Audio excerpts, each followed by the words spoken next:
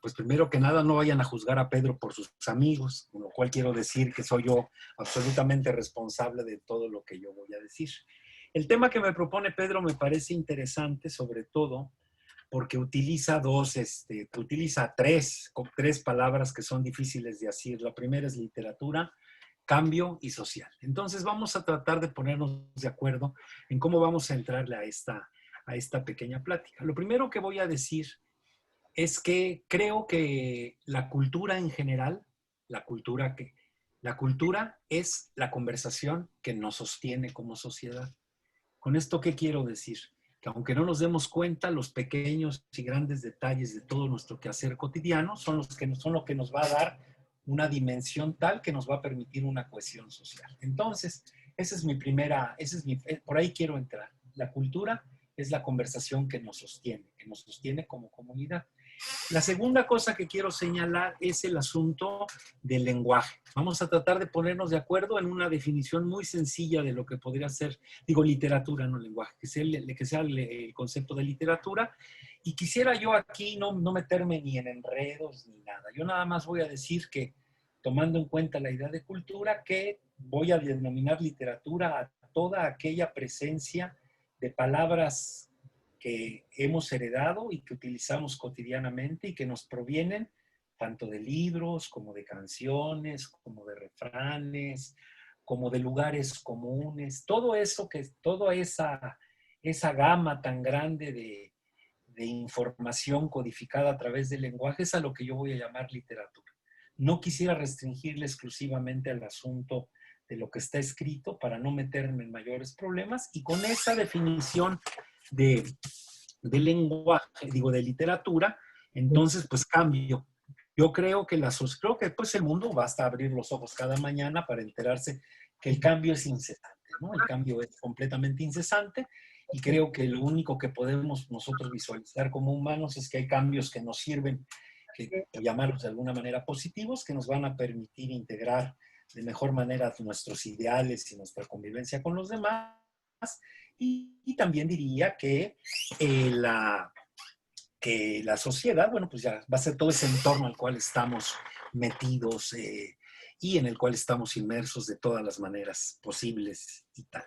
Entonces, para yo poder entrar a esta plática, decidí dividirla en tres partes. Esta división en tres partes tiene como objetivo tratar de asir estos tres conceptos de literatura y cambio social, ¿no? Entonces yo lo dividí en tres partes. La primera parte voy a tocar el tema de Cuba y lo que significó Cuba en su momento en términos de una aspiración pues, de cambio y de novedad para poder luchar contra el sistema que siempre está ahí molestando, que se llama capitalismo. La segunda parte le puse proyecto de lectura, que es una idea, va a ser un repaso pues, más bien simpático de las posibilidades que existen de libros. Y la tercera se va a llamar humanizar a los técnicos y tecnificar a los humanistas. Entonces, la primera parte de de esta plática que pretendo tener ahorita con ustedes, tiene que ver básicamente con Cuba.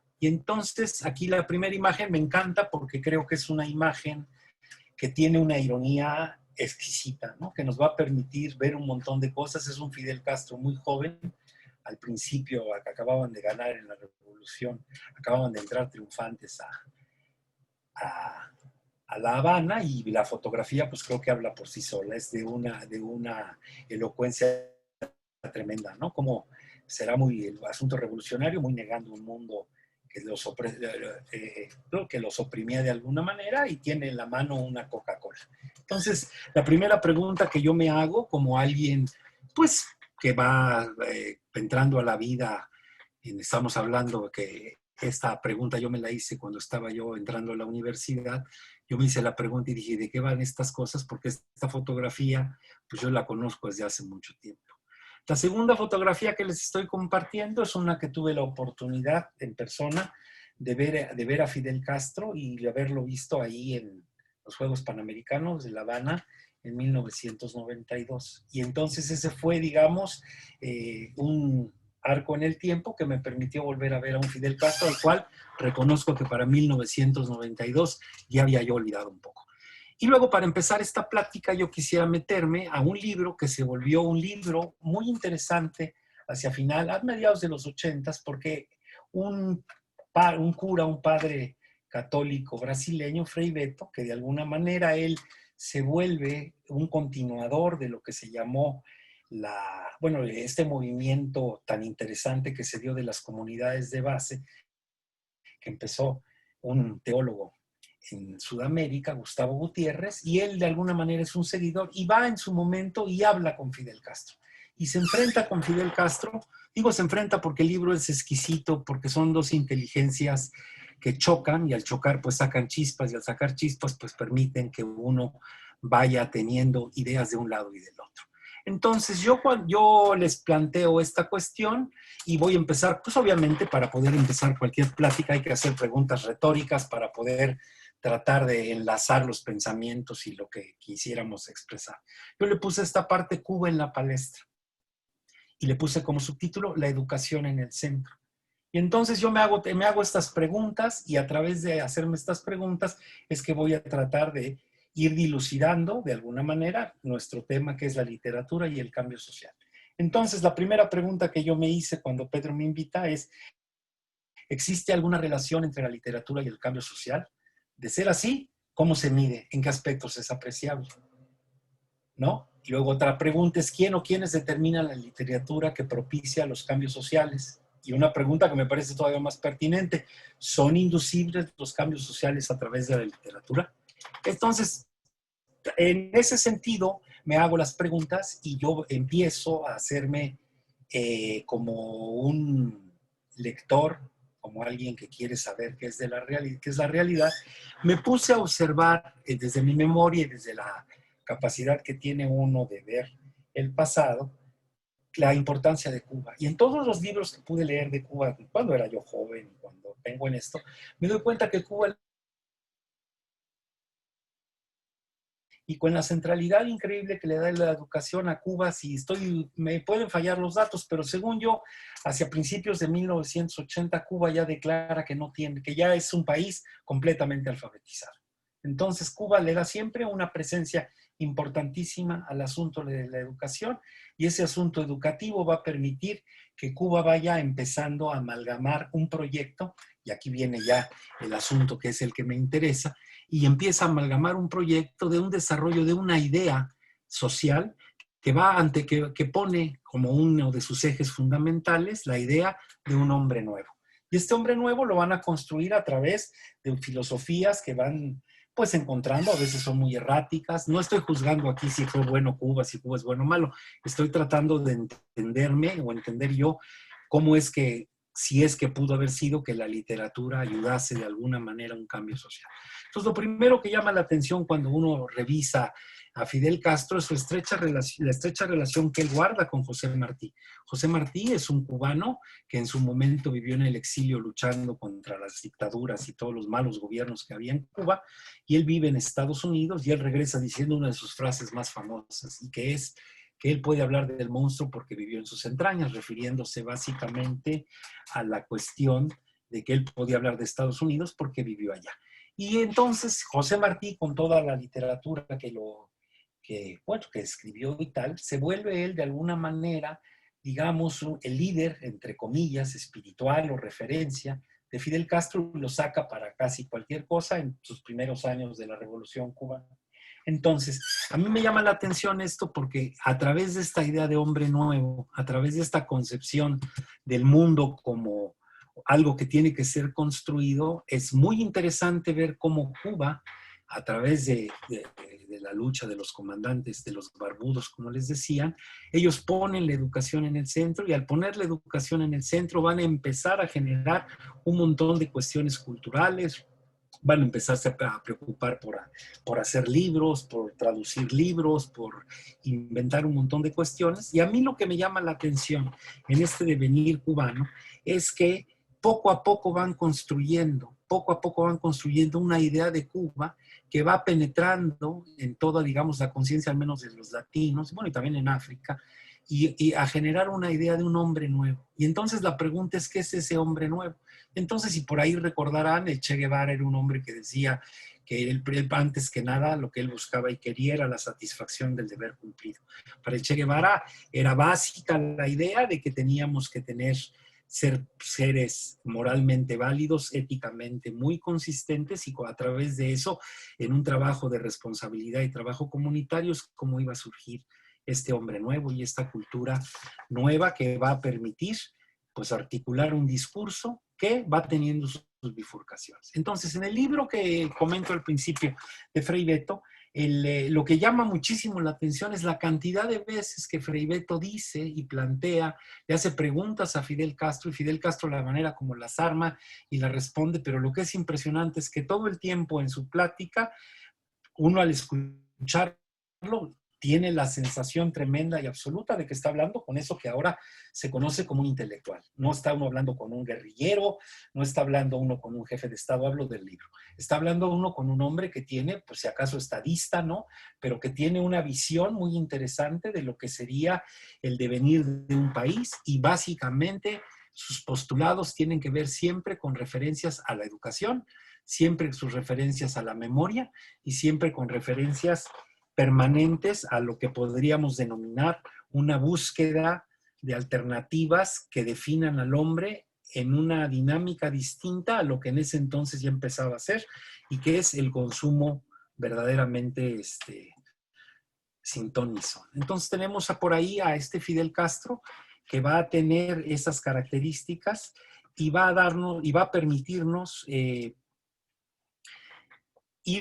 va a permitirse a sí mismo en su país ir construyendo una idea de mundo que pasa necesariamente por el refuerzo de muchas palabras.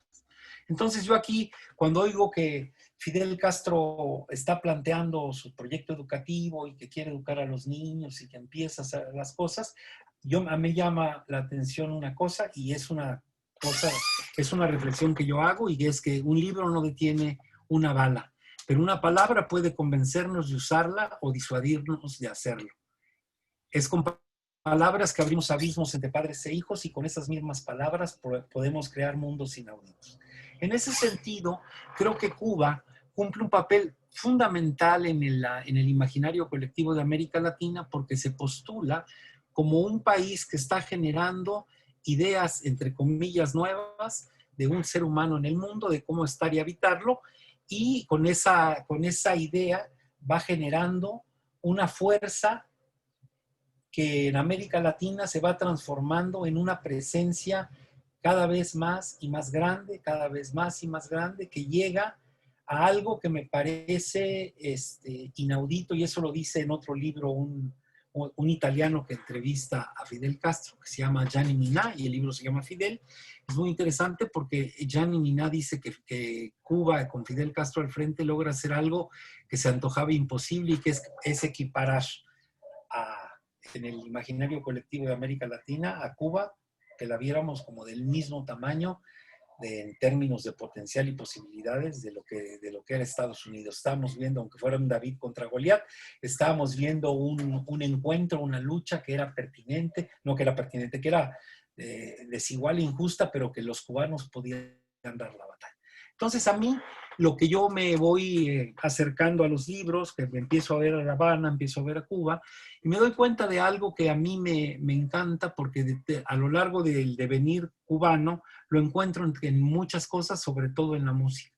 Y es que memoria e imaginación son las dos armas más poderosas de la mente, y ambas se expresan a través del lenguaje. ¿Por qué digo el lenguaje? Porque a mí si algo bueno, aquí está lo que decía yo de Gianni Minà. ¿Por qué digo el lenguaje? Porque Cuba de alguna manera se va volviendo un referente, pero básicamente a través de un elemento que es la música, sea la música que se baila o sea la música que se canta. Y en ese sentido encuentro yo que la Revolución Cubana, con todas sus contradicciones y con todas las posibilidades y potenciales que tiene, me encuentro con que con que Cuba empieza para nosotros a significar algo tan interesante como esto. Leo esta, que seguramente muchos de ustedes conocerán esta letra, pero que me parece que es una canción que se va a convertir en una especie de himno, que se va a convertir a su vez en una especie de defensa para la revolución, una manera de identidad para la revolución cubana, y que se va a ir dispersando a lo largo de América Latina a lo largo de los años, y que va a permitir que crear una identificación, una identidad, una comunidad, y es esta que ya seguramente muchos de ustedes sabrán qué letra es, pero dice así. No voy a decir qué letra es para dejarle esto a alguien como curiosidad, y dice: una vez de tus manos un coronel salió brillando, qué pájaro perfecto, cuántos colores, qué lindo canto. Ninguno de nosotros iba a volarlo, ya se sabía, era un encargo caro del que mandaba, del que tenía. Llevabas en el puño aquel dinero de la tristeza, dinero de aguardiente, del sol de Cuba, de la cerveza. Y te seguimos todos al celebrar los sucios y locos, para ti carta oro y caramelos para nosotros. La gente te chiflaba cuando en la tarde subías borracho, tú contestabas piedras y maldición a tus muchachos. Eras el personaje de los trajines de tu pueblo, eras para la gracia, eras un viejo, eras negro. Una noche el respeto bajó y te puso bella corona, respeto de mortales que muerto al fin te hizo persona. Pobre del que pensó, pobre de toda aquella gente que el día más importante de su existencia fue el de tu muerte. Cito in extenso esta parte de una canción, porque creo que de alguna manera muestra el afán de este país cubano de tratar de verse a sí mismo, de ver la marginación en la que estaban puestos, de ver toda la cantidad de problemáticas que tenían que enfrentar, y al ver todo eso y poderlo haber articulado como una expresión artística y volver eso una fuente que va a irse por el mundo y que va a correr, y entonces ahí podría yo decir, exagerando un poco, que ahí sí la literatura convertida a canción no detiene las balas, pero ayuda a disuadir a todo aquel que las escucha a decir que eso no se puede hacer. Entonces yo con esto, mi pequeño recorrido cubano, lo hago básicamente pensando que es necesario colocar a la educación en el centro, que sin la articulación de una idea fuerte de educación no vamos a ir a ningún lado, y me parece que los cubanos, uno de un resultado interesantísimo que los ha defendido en todos los aspectos de lo que el día de hoy puedan ser como país, es precisamente la fuerza que tiene su cultura en términos de manifestación, producto de una educación que cada quien puede ver. A manera de título personal, yo quisiera comentar que por la razón que quieran, tuve la oportunidad de convivir con 4 minorías de los cubanos. La primera con la que conviví fueron los artistas plásticos cubanos, y cuando yo los conozco me impresiona muchísimo, sobre todo el conocimiento que tienen de las artes plásticas y cómo están al tanto de todo lo que está sucediendo en el mundo. La siguiente minoría que conozco fue una cosa muy extraña, fue la de los científicos, y estos científicos eran biólogos, lograron lo que se llama desarrollar el ciclo completo de la reproducción del camarón en cautiverio, y eso les permitía a ellos generar alguna producción que al menos en el año en que estoy hablando, cuando yo lo conocí, esto 1991, les iba a permitir pues abrir granjas y pues tener dinero vendiéndolo a Estados Unidos o a quien fuera, Japón básicamente era la idea. La tercera parte que tuve, y que fue para mí la más sorprendente porque fue la que viví más de cerca, tiene que ver con los deportistas cubanos, que tienen una fuerza increíble en los Panamericanos de 92. Sin lugar a dudas fueron ellos, por primera vez baten a Estados Unidos como el país que más medallas gana. Y para poner un ejemplo, el box, que son 10 categorías, ganaron, si no mal recuerdo, ganaron 8. Y así esa era su presencia. Y la siguiente minoría, la siguiente sector social con el que puedo platicar y convivir, y esa es la gente que se ve en Cuba. Y entonces me vi encontrando en estos cuatro ámbitos distintos la presencia fuertísima que tiene la educación, que Daniel logró la educación viniendo de Cuba para ser el hombre nuevo, y cómo esa fuerza les ha permitido digámoslo así, una sombrilla, que aunque pasaron por un periodo especial que como todos los países del tercer mundo se le ha pasado muy mal, sin embargo Cuba logró generar esa sombrilla que le ha podido colocar a todos los deportistas, a todos sus bailarines, a sus científicos y especialmente a sus artistas de niveles de conocimiento mundial. Y una cosa interesante de cómo ellos lograron mostrar lo que puede un proyecto educativo bien llevado a cabo era cuando Lázaro Cárdenas hijo era gobernador de Michoacán y manda a traer a una sierra, tienen ellos muchos problemas educativos, una de compañeros cubanos, maestros, y es increíble cómo un proyecto lleva entonces, esta primera parte de la plática es para decir, efectivamente, la literatura, la literatura, como dije, todo en un libro, todo aquello que está presente como posibilidad, todo eso va a permitir la conformación de un país, una idea de sociedad, una idea que le va a dar entonces, a través del tiempo, independientemente de los errores políticos, independientemente de todas estas cosas que sabemos que son difíciles de dejar. Entonces, lo que diría es que Cuba logra, a través de darle una centralidad al aspecto educativo, como uno de sus ejes rectores, absolutamente todas sus ideas, va a permitir una fuerza tal que, con la literatura, las cosas, y yo lo único que quería plantear es que Cuba logra, a través de música, transmitir una idea del hombre nuevo, y a través de sus artistas, claramente sus músicos más conocidos, poner en palabras dichas como poca gente puede decirlo de una manera tan bella estas cuestiones. Esa es la primera parte que yo llamé Cuba en la palestra. La siguiente parte que quiero compartir para acercarme a este problema, a esta cuestión de la literatura, pero nada más no puedes dejar de lado que pues, la literatura está asociada obviamente a los libros. Los libros van a ser el acumulado de la literatura que va a continuar marcando libro como son los libros. Me pregunta que me parece es cuántos libros hay en el mundo en total, cuántos libros hay, y solamente van a recurrir a la información que existe, por ejemplo, publica. En 2010, cuando empezó a hacer la biblioteca del mundo, partida en esta debo descubrir los libros que había nada. La increíble cantidad de 100.864.482 es una estación que pone eso en 2010, y si se le suman 2.2 millones de libros que se publican cada año según la UNESCO, estamos hablando de 143.064.000 Eso porque a mí me llama la atención precisamente, o sea, yo como literatura y campo social, me pregunto qué libro leo. Cuando uno lee esa cantidad de libros, pues lo único que lee es, pues no, dónde empiezo, a dónde voy en el caso. Eso lleva a mí a se publican los años, estas libros se publican aproximadamente al año. Y otro país es de 2017, somos China, 440.000 libros al año. Estados Unidos produce 304.902. El Reino Unido, 84.000, Rusia, 1.981, la India con 90.000, España con 44.000, México 42, con 7.000. Cuando veas los comparativos, obviamente los 5 millones, Estados Unidos 50 millones, aunque lo hagamos esto en una cuestión de densidad, por eso que estamos muy atrás de todo esto. Pero a mí me parece que ahora China que comanda el mundo en términos de su vitalidad y su movilidad económica, pero resulta que hay un problema de la movilidad económica y la cantidad de los precios. Luego le sigue Estados Unidos, que Estados Unidos ahora se sigue asumiendo por el mundo, pero no lo es tanto. Pero el Reino Unido, que tiene muy partidos y la India, los escolares, creo que se corresponden a economías muy fuertes que siguen defendiendo la cuestión. En el caso de México, me hago la pregunta. Si México produce 1.000 libros, ¿por qué no es 2 años? ¿Por qué libro empiezo? ¿Con qué libro leo? ¿Hago caso? Hago caso en Carmen Arisey, hago caso lo que dice mi amigo, hago caso lo que anuncia Carlos Román la lista, hago caso. Entonces, antes de pasar a esto, digo que la industria perdemos de vista cuando hablamos de los libros, por ejemplo, de la industria editorial, necesitamos número uno encima, quien publique, quien distribuye, pero no necesitamos gente que el asunto de la lectura, y eso es algo lo que yo insisto siempre, cada lectura le empieza a otorgar densidad a los libros. Cuando a un libro se le otorga densidad, se le otorga existencia, y a todo el tiempo va aumentando esa densidad, hay más lectores, y se está hablando de los clásicos, o libros que resisten todo el tiempo, ¿no? Entonces, pues ahora yo tengo lectura, bueno, pues voy a hacer un proyecto de lectura y voy a plantearme, primero que nada, lo que yo podría hacer. Y entonces digo, si yo leo 30 páginas diarias en 1.5 horas de lectura promedio por 7 días a la semana, me avienta 210 libros en 10.5 horas a la semana. Esto suponiendo que haya libros así de delgados o en promedio, un libro a la semana. En 54 semanas al año, yo en un año leo 54 libros. En 10 años, 540, en 20, 1080, en 30, 1060 y en 40 años, 2160 libros. Quiere decir que yo en 40 años de lectura no alcanzo ni a leer la mitad de los libros que produce México en un año.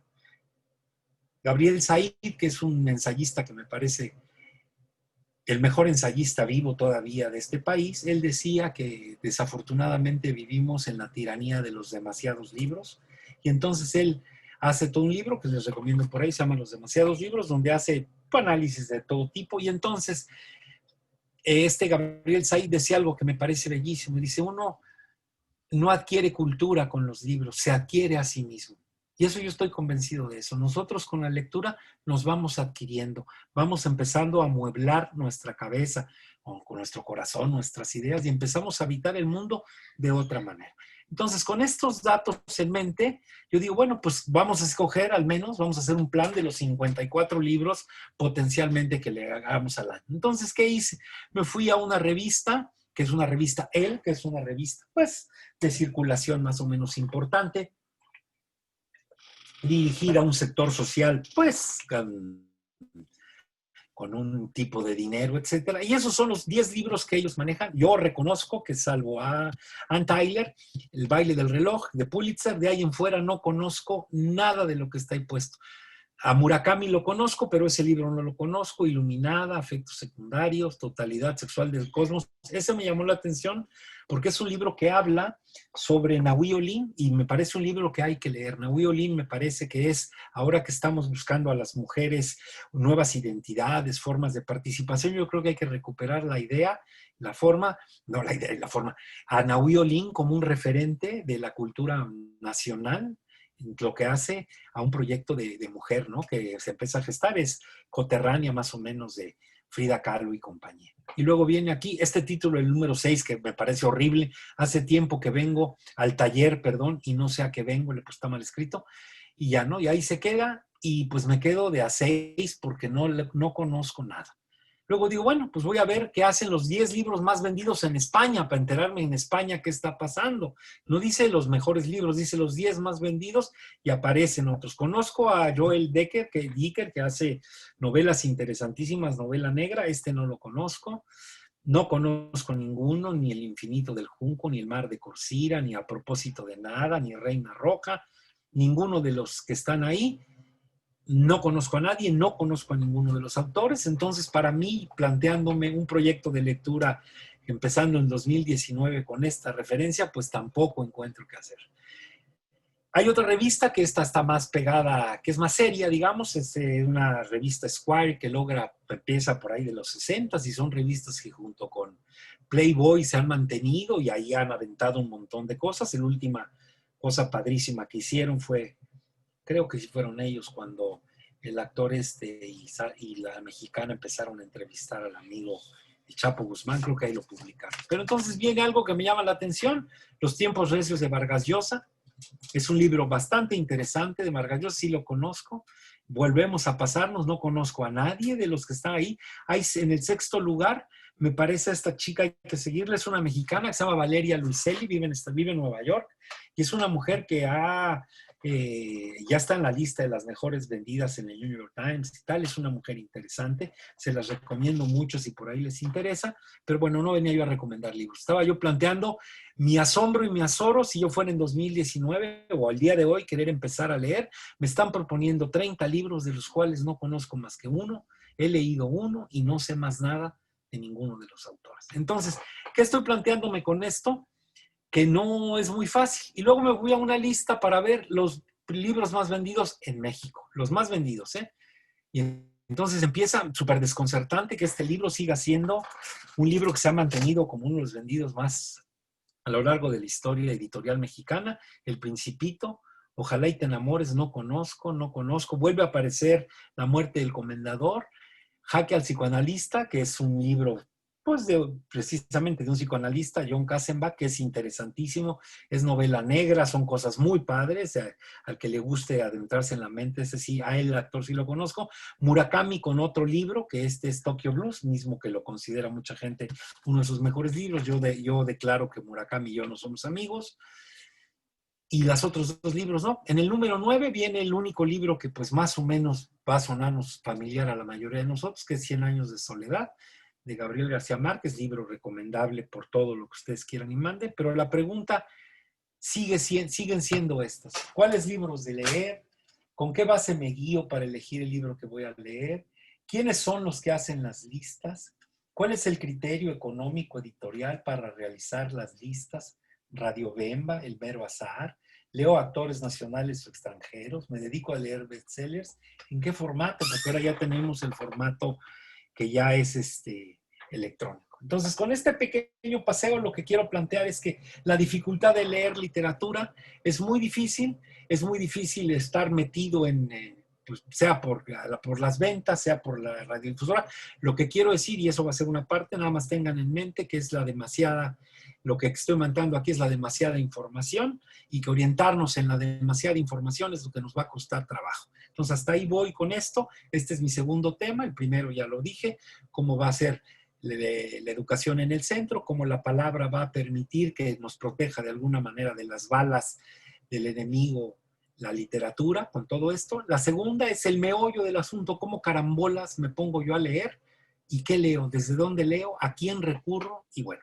Eso me voy al siguiente, el siguiente paso para ver una secuela interesante del devenir de la literatura en todos sus formatos, en lo que podría venir a ser ¿cómo se llama? El devenir de un cambio social, utilizo una frase. Esta frase fue uno de los ejes que ahora sí que rigió durante uno de los ejes sobre los cuales se movió la rectoría del rector, pues yo creo que el más connotado de la Universidad Nacional Autónoma de México, el ingeniero Javier Barrosierra, y que él, entre una de sus líneas, decía que había que humanizar a los técnicos y tecnificar a los humanistas. Esto yo sé que suena así como medio loco, pero bueno, lo único que quiero plantear es que Javier Barrosierra, bueno, lo que básicamente, ¿qué sucedió con esto? Poca gente lo sabe, pero empiezan a hacer esto dentro de la Universidad Nacional Autónoma de México, y la idea era que los humanistas tenían que hacerse de un lenguaje técnico y que los técnicos tenían que hacerse de un lenguaje humanista, y empezaron a permitir que chicos de filosofía y letras tomaran clases en ciencias, o donde ellos quisieran del área humanista, y viceversa, que los ingenieros fueran a filosofía, etcétera, etcétera. Y eso va a generar un cambio interesantísimo en la universidad. Y ojo, aquí sí hay, al menos en el caso de humanizar, de tecnificar a los humanistas, al revés, de humanizar a los técnicos, una cosa tremenda, porque se da como resultado de esto, como un eje de la Universidad Nacional, nada menos y nada más que 1968. El 68 tiene que ver mucho con que los estudiantes universitarios empezaron a reconocer que no eran una cosa aislada de otra, sino que empezó a pulular. Esto fue tan fuerte que ya pasando, cuando empiezan a hacer los SHs después de todo esto, y las demás facultades que vinieron después del 68, ya empezó una arquitectura, que eso la gente que estudia arquitectura lo sabe, que es para impedir que haya espacios públicos muy grandes, para impedir que precisamente los humanos se junten. Entonces, básicamente yo lo ponía como una referencia de que este movimiento de humanizar a los técnicos y significar a los humanistas fue un proyecto que a través de las palabras que a través de la literatura, en el caso en el que voy a referirme ahorita, tuvo consecuencias interesantes. ¿Cómo se tradujo humanizar a los técnicos y tecnificar a los humanistas en la Facultad de Ingeniería, que es donde yo estudié? Muy sencillo, había un departamento de humanidades donde había básicamente 4 materias, que eran problemas latinoamericanos, sociología de México, recursos y necesidades de México, y por ahí se me está oyendo uno que no recuerdo. Bueno, pero estas clases, ¿en qué suponían? Pues cada maestro daba lo que él entendía, y a mí me tocó participar como adjunto de un maestro en ese proyecto. Y entonces nosotros, ¿qué hicimos? Invitamos no invitamos, era fuerzas, a los alumnos a que leyeran, que tuvieran ellos la cuestión esta de vamos a leer. Entonces nosotros les pusimos a leer todas las semanas, todo el mes, 4 cosas. La Gaceta de la Universidad, que sale lunes y jueves, en aquel entonces la revista Vuelta, en aquel entonces la revista Universidad de México, y en aquel entonces ya existía la revista Nexos. Se les pedía a los alumnos que leyeran al menos una de estas revistas, y empezábamos a trabajar con ellos. El siguiente eje del curso, como nosotros lo entendíamos y lo manejábamos, que era que había que enseñar a los alumnos sobre todo a leer cosas que no fueran técnicas, y a escribir. Bueno, no me meto más en esa cuestión, solamente platico que de ahí, de ese llevado a cabo en salones de la Facultad de Ingeniería, que a mí me tocó vivirlo como maestro de la sociedad, y la verdad tuve premios. Yo recibí esos cuentos, los premios universitarios de cuento, Niquilla, y otro amigo, Gonzalo Vélez. Gonzalo Vélez fue el primero que publicó el premio Alfaguara, y de ahí, pues, los escritores, compañeros míos que fueron ingenieros, que uno terminó la carrera, el otro no, pues se vieron de alguna manera que han hecho cosas importantes. Eso no quiero decir que yo haya tenido un papel o que no, nada. Estoy planteando que la vida siempre es así, conciencia así, tal, y que son las maneras de acotar y de ver este asunto del campo. Ahora, la siguiente manejarme es permítanme tantito compartir, ¿no? El siguiente es 4. Y con de alguna manera, ya hablé estos 3 temas. Este es el 4. Empecé hablando con estos 3 temas. Hablé de Cuba, cómo el lenguaje va a permitir generar una imagen, una idea de país, de hombre nuevo, y va a generar y articular un imaginario colectivo, y todo fueron en principio palabras. Segundo, la dificultad de concebir un proyecto de lectura que nos permita adquirirnos, porque citaba yo a Gabriel Said, que lo bello de la cultura no era adquirir cultura, sino adquirirnos a través de la cultura, descubrirnos a través de la cultura. El tercero fue un ejemplo que me parece importante señalarlo, como una implementación de una idea que tenga que ver básicamente con ideas claras, en este caso, de humanizar a los técnicos y tecnificar a los humanistas, va a tener resultados después después de un tiempo. Eso sí quiero señalar, todos estos procesos son pues de medida, estamos hablando de 10, 15 años, no es un asunto como ahora todo el mundo quiere que sea rápido. Entonces, ya digamos, tenía mis 3 ejes y lo voy a juntar todo en un eje y que se va a llamar lenguaje binario o complejo. Y entonces, aquí venimos a plantearnos, la literatura antes que nada, me parece que era una forma o es una forma de comunicación, y entonces creo que por eso quedan bien estas preguntas. ¿Comunicar o informar? ¿Son lo mismo? ¿Son sinónimos? ¿Alguna vez lo fueron? ¿El proceso técnico sigue siendo sinónimo de progreso en la comunicación? Y ahí me detengo.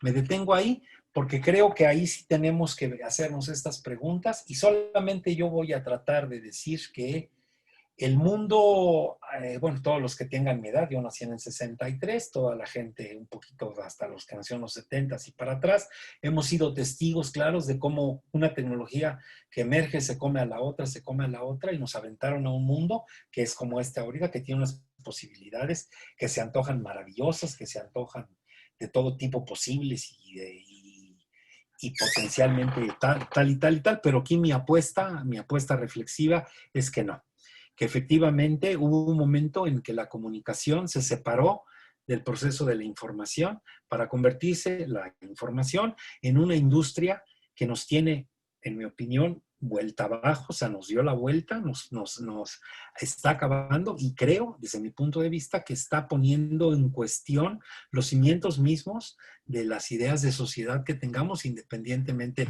de si somos católicos, musulmanes, judíos, proamericanos, procubanos o como quieran concebirse. Desde mi punto de vista, la industria de la información se ha vuelto un peligro. Y creo que hay muy poca discusión con respecto a lo que es la comunicación. Solamente yo, para así a grandes rasgos y sin ganas de meterme en gran problemática, me gustaría decir que para mí la comunicación es una cosa que siempre tiene que ver con el otro, con una interacción, con una preocupación, con un alguien que recibe, con un alguien que interactúa, y básicamente la comunicación va a proponer la convivencia. La información como está concebida el día de hoy es una mercancía, está concebida como servicio y no está concebida como conocimiento. Actualmente las cuestiones como Amazon, las cuestiones como Google, las cuestiones como Facebook han sido un acopio de información que puede generar y que va a permitir generar un montón de posibilidades que cada día nos van metiendo, como diría también el Silvio Rodríguez, viene uno a descubrir que todo deseo es ya una forma de consumo, lo cual me parece verdaderamente fuerte. Entonces, ¿yo qué vendría a tratar de plantear con esto? Que en la comunicación, lo que estamos viendo, yo diría aquí que la información es prometeica, esto es, cada vez va a haber más información, cada vez va a haber más información, y eso se va a ir para arriba y para arriba y para arriba, es exponencial, pero que la comunicación es propedéutica. Quiere decir que está relacionada con una forma de enseñar y una forma de convivir, una forma de crear convivencia.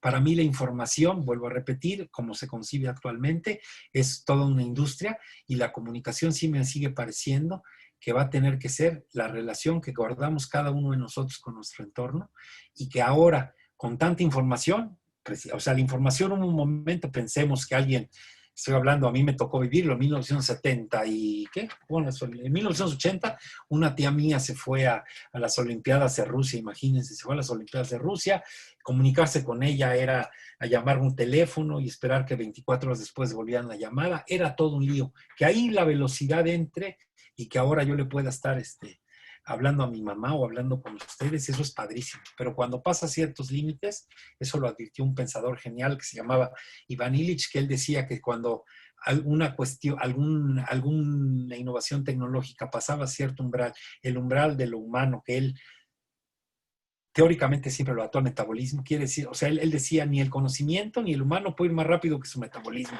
Quiere decir que no podemos vivir más de 24 horas, tenemos que hacer todo lo que tenemos que hacer, no podemos no podemos hacer más todavía, o sea, no nos podemos convertir en 5 o en 7 personas. Entonces, la comunicación es siempre una cuestión del otro. Aquí yo insisto en esto, la comunicación es difícil porque plantea la cuestión de la relación, la cuestión del otro.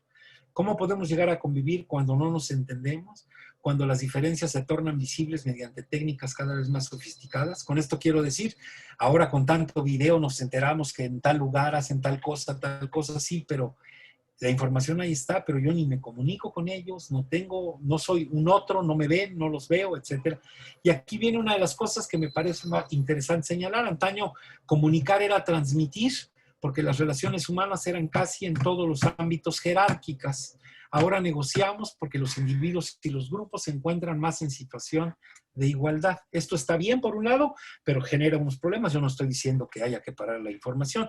Lo que estoy diciendo es que hemos reflexionado poco con respecto a la diferencia que hay entre una cosa y la otra y que va a ser esto, ¿no? Creo que 3 palabras son las que resumen la atracción del Internet, que es rapidez, una idea de libertad y de interactividad. Y entonces aquí la victoria de la información, uno va a buscar donde quiere, cuando quiere, esa sensación de ser inteligente, competente, de estar al día, de ser capaz, de circular sin tener que pedir autorizaciones en una palabra, tener confianza en uno mismo. Eso se oye muy bien, pero esto ha generado una cantidad de problemas que, bueno, a mí no me toca ni platicarlo, lo estoy planteando nada más como esto. Y nada más estas otras ideas, que lo esencial de Internet no está ligado a la búsqueda de comunicación, sino más bien a los problemas planteados por la inmensidad lucrativa del reino de la información como servicio. Internet, y esto estoy convencido cada vez más, acentúa la cultura de la urgencia y del voyeurismo. Su lógica es la de la demanda. La gratuidad acentúa la deriva hacia una información arrastrada por la demanda, lo cual es en sí mismo una amenaza contra la libertad de prensa. A la dudosa identificación con los... bueno, esta está difícil de... nada más, yo quisiera plantearme como pregunta, es ¿qué relación hay entre velocidad, verdad, conocimiento y acción? ¿Asumimos a la velocidad como sinónimo de verdad y objetividad? La velocidad, verdadero aliado durante siglos porque permitió mejorar, criticar y emancipar, se está convirtiendo en un peligro, sobre todo ante la complejidad de la mundialización. La velocidad no reduce la incomprensión, ni la violencia, ni la guerra. Y entonces ya nada más terminaría yo diciendo aquí, la lentitud es el tiempo de los hombres, la velocidad es el de las técnicas. Entonces, viendo estas cuestiones y planteándomelas así, es que yo quisiera pues rematar diciendo, citando la plática esta sobre literatura y cambio social, citando una reflexión que hace en su momento un amigo que es escritor y que, no digo curiosamente, ¿verdad? Porque de curioso no tiene nada, que él escribe él es columnista del Universal, que fue un compañero que yo les platico, que salió de ahí de nuestros, bueno, no salió, sino que era compañero del salón ahí donde yo daba clases, y entonces él hace esta reflexión que me parece importantísima. Y dice así, casi nadie comprende la férrea relación entre arte, cultura, vértigo, pensamiento y progreso. La educación general y pública es crucial, pero dada su debilidad, es entonces la cultura, las artes comprendidas, la acción política que divulga los bienes de la civilización, la tradición y la memoria, la que promueve la crítica, cultiva la diferencia, alienta la creación y conversación entre entidades distintas, invita a las personas a sorprenderse, a aprender de la complejidad de un mundo que apenas si logramos atisbar en su aparente sencillez y nos conmina a respetar a las minorías mientras éstas impulsen el bien humano, intelectual, artístico, ético y social. Es esta definición de cultura el sedimento para construir lenguaje, casa, país. Y lo repito, es esta definición de cultura el sedimento para construir lenguaje, casa y jardín. Y país. Bueno, entonces yo nada más ya casi termino de esta plática que estoy manteniendo. Quisiera compartirles nada más algo así como 1 minuto y, ¿cómo va a decir? 2 minutos de una participación de Carlos Monsiváis, con la cual yo quiero utilizar ya nada más como preámbulo para ya dar por terminada mi plática con ustedes y se las comparto en este momento. Nada más déjenme la encuentro porque ya ven que esta tecnología, aquí va, es una entrevista que le hacen a Carlos Monsiváis con esta mujer que se llama Sabina Berman. Por favor, son 2 minutos nada más, hay que atender a lo que dice al final, por favor. Todo es archivo, te sabes versículos. En eso no hay modo de evitarlo, porque además yo la Biblia que he leído es la de Casiodoro del Rey, la versión Casiodoro del Rey de Cipriano de Valera, que equivale a la de King James, que equivale a la de Lutero, una obra culminante del idioma. Dice, y muy bien Antonio de la Torre, que otro hubiese sido el destino de los hablantes si se hubiese difundido esa Biblia y no se hubiese considerado un objeto prohibido. Entonces, ¿cómo no te vas a saber de memoria? Los cielos cuentan la gloria de Dios y la expansión denuncia la obra de sus manos. En un día emite palabra al otro día y la una noche a la otra noche declara sabiduría. Es en sí mismo un regocijo oír ese idioma, diga uno con voz tartajosa. Y el Salmo 23, que es el Salmo, bueno, en tu tradición también tiene una importancia enorme. Cuando lo dices, te lo dices, Jehová es mi pastor y nada me faltará, en lugares de delicados pastos me hará yacer, junto a aguas de reposo me pastoreará, confortará mi alma, guiaráme por sendas de justicia, por amor de su nombre, etc. Es el idioma. Y el idioma, ahí es la presencia de Dios en el idioma. No me declaro adepto a la religiosidad, pero sí me declaro adepto a lo que yo considero que son la presencia, no digo Dios, lo trascendente en el idioma, en la música. Cioran dice que Bach es la prueba de la existencia de Dios. Así. ¿Y para ti cuál es la prueba de la existencia de Dios? El idioma. El idioma. El lenguaje. Bueno, pues ese es... Básicamente esos dos. Y un acercamiento, ya no de la existencia de Dios, pero sí de la... Bueno, pues ese es Carlos Monsiváis, que creo que lo termina muy bien, y es el lenguaje. Entonces, yo quisiera, cuando Pedro me planteaba este asunto de literatura y cambio social, yo creo que es muy sencillo. Yo lo pongo en todos los emails que comparto y lo pongo hasta abajo. Haz patria, escribe con acentos, ¿no? Yo creo que la construcción del lenguaje nos va a permitir, como bien dice Guillermo Padanelli, la construcción de nuestro pensamiento, nuestra casa, y en dado caso nuestro país. Entonces, en ese sentido, creo que la vocación de la literatura va a ser esa, construir convivencia, construir posibilidades humanas. Y ya nada más me pongo como despedida porque me parece del mismo Padanelli, me parece que es algo que incita padrísimo y teniendo en cuenta al maestro Monsiváis, yo diría que efectivamente nuestra relación con el lenguaje es la que nos va a permitir empezar a cambiar, empezar a generar un montón de cosas. Y entonces dice Willy así: la rebelión es necesaria para que los sentidos cumplan su función más precisa, mantenernos despiertos frente a la embestida de los enemigos. La cuestión es si sabremos reconocer el rostro de esos enemigos cuando no se trata de personas o de rostros concretos, sino de entidades abstractas. Y termino esta plática compartiéndoles esta idea que me parece la más hermosa, de las más hermosas que he tenido la oportunidad de leer en mi vida, y que dice esto: la poesía es la prueba concreta de la existencia del hombre. Pues muchas gracias, Pedro. Pues ya, ahí doy por terminado el asunto de mi plática.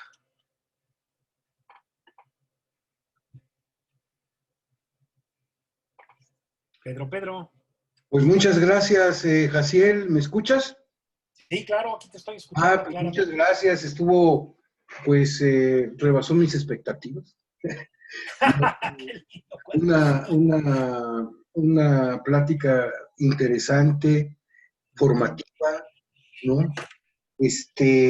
Los 4 puntos en que dividiste tu intervención, muy acertadas. Esa visión que nos compartes de Cuba, por ejemplo, pues es muy bonita, ¿no?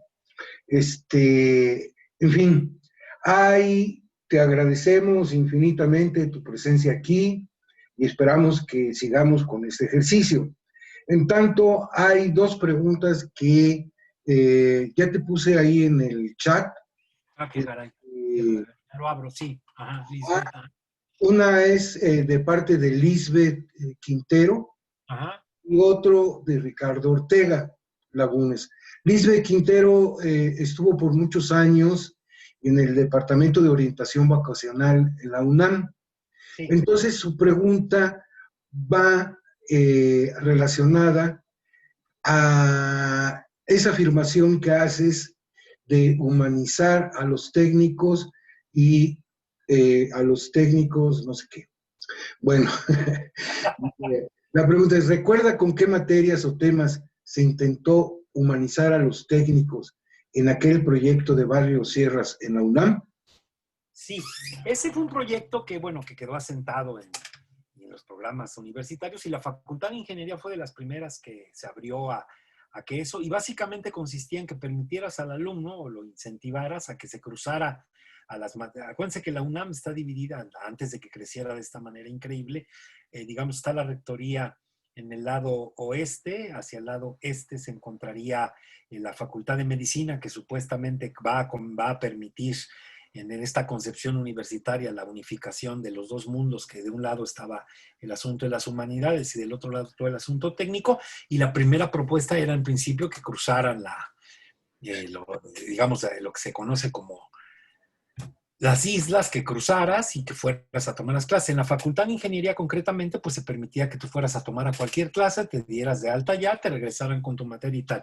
Eso tuvo después del 68 y después todas estas cosas en la Facultad de Ingeniería, que es el departamento de donde yo hablo, la creación del Departamento de Humanidades dentro de la Facultad de Ingeniería, que con lo que trataba de hacer era permitir que que en lugar de que los chicos fueran para allá, se dieran las clases. De hecho, esas materias en principio las dieron maestros, sociólogos o filósofos, pero luego los maestros de ingeniería empezaron a tomarlo y hasta, bueno, yo puedo hablar hasta 92, que fue la última vez que estaba yo en contacto, mayoritariamente todos los maestros que daban esa clase eran ingenieros que tenían precisamente ya desarrollada la conciencia de trabajo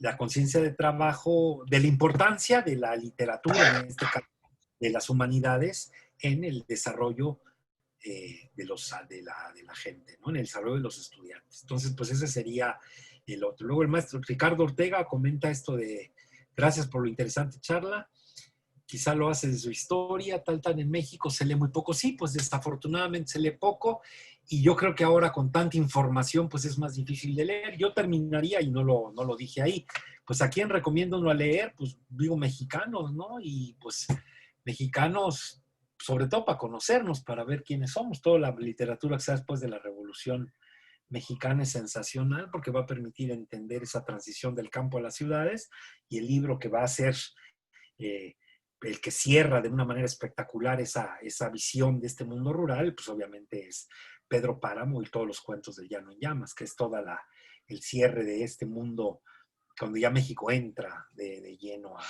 a esta modernización, ¿no? Entonces yo sí creo que se lee poco y creo pero tenemos que dar todos nuestra batalla, ¿no? Todos hay que dar nuestra batalla permanente para tratar de que, pues eso, ¿no? No acabar aplastados por nada, digo, por todo esto que viene, y pues abrir, ¿no? Como dice Willy, ¿no? Abrir los sentidos para aprender a revelarnos, ¿no? Y sí creo que hay todo un tema ahí con la información que ya se volvió el director espiritual del mundo, aunque no lo quieran creer. No sé, Pedro, algo más que me quieras decir. A No, ver, dijo Alejandro. ahí hay una nota de alguien que te agradece por las Sí. preguntas que te haces. Creo que es Alejandra, ¿no? Sí, Alejandra. Gracias, Alejandra.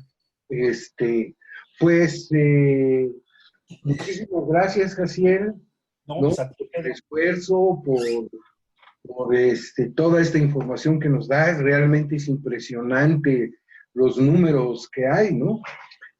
Es una realidad, ¿no? Así, devastadora en cierto aspecto para nosotros, ¿no? Como mexicanos, que implica la necesidad de meterle, pero en serio, a la lectura. Entonces, pues nos vemos el próximo domingo con otra charla que va a dar Genaro Guevara Cortinas sobre el pensamiento socialista en Veracruz. Foro Mexicayo les agradece su asistencia y compártanos.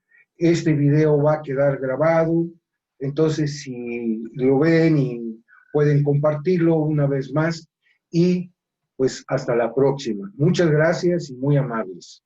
Hasta luego, Jaciel. Luego, Pedro. Chao, chao. Bye, bye.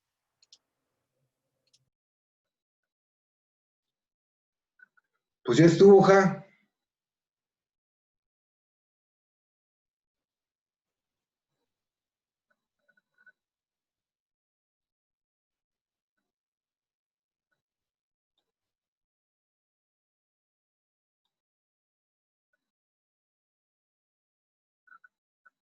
Cayo les agradece su asistencia y compártanos. Este video va a quedar grabado, entonces si lo ven y pueden compartirlo una vez más, y pues hasta la próxima. Muchas gracias y muy amables. Hasta luego, Cacique.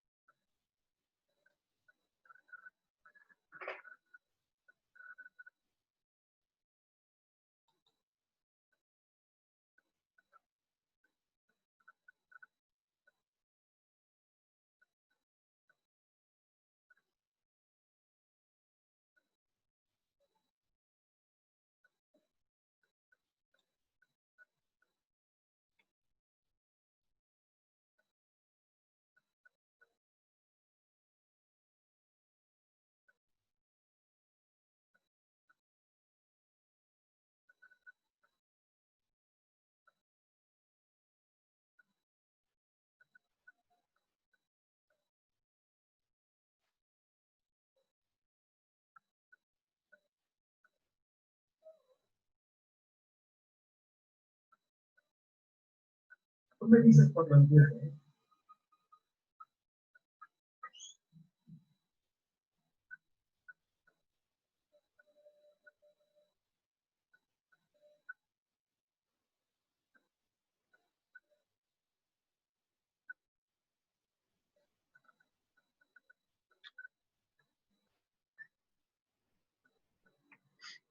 Ya está ahí, en el mismo mono negro, ahí está.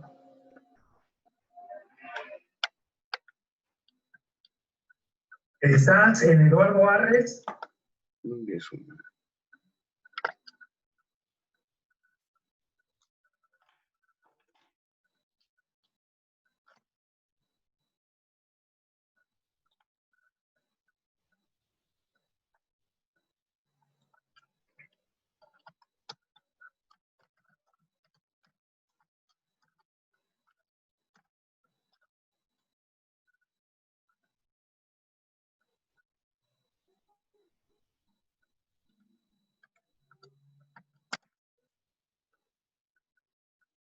Sí, igual, la misma imagen estática. No, ya estamos en vivo.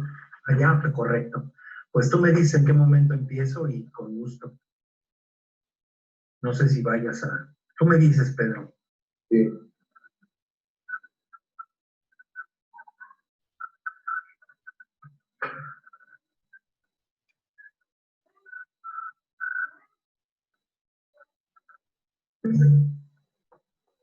Aguanta, aguanta, Iván. Ahí está ya.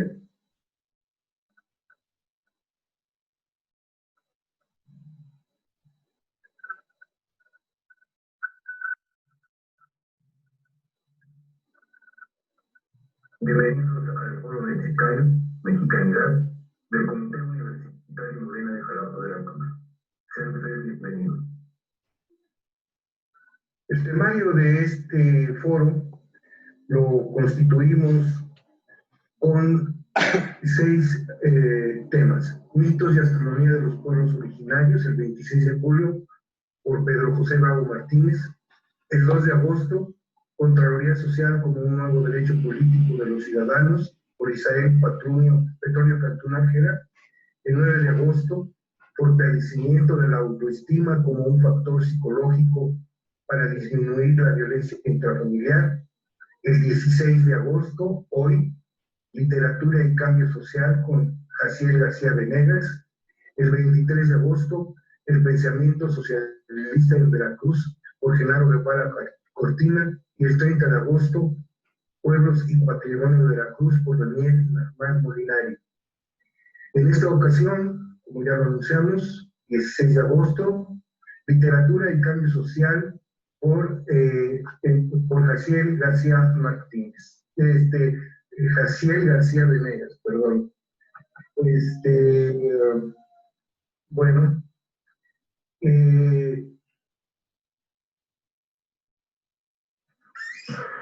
Bueno, Pedro, gracias. Entonces, hoy nos comparte esta reflexión el compañero Jaciel García Venegas, y sobre un tema, pues, sumamente interesante, que es literatura y cambio social. Cómo la literatura se implica en un proceso social, es lo que nos va a platicar Jaciel. Buenas tardes, Jaciel, ¿cómo estás?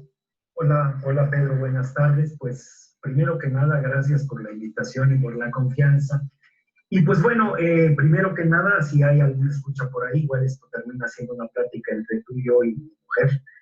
Pues primero que nada, no vayan a juzgar a Pedro por sus amigos, lo cual quiero decir que soy yo absolutamente responsable de todo lo que yo voy a decir.